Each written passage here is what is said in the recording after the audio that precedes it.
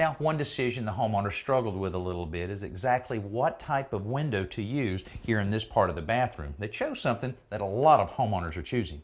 The look of glass blocks really caught the homeowner's eyes, and this is perfect for their particular bathroom because it gives them the privacy that they needed in that bathroom, as well as all the natural light will be able to flood and just fill the area up. Also very energy efficient, which is very important when you're talking about a unit as large as we're dealing with here.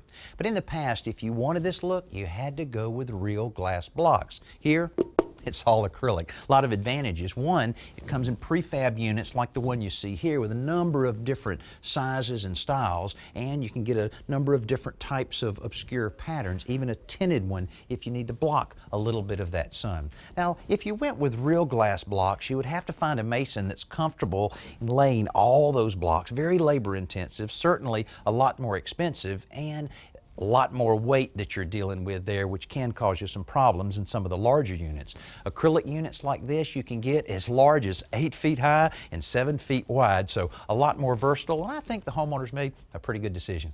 Besides, it adds a cool look to the outside of the house too.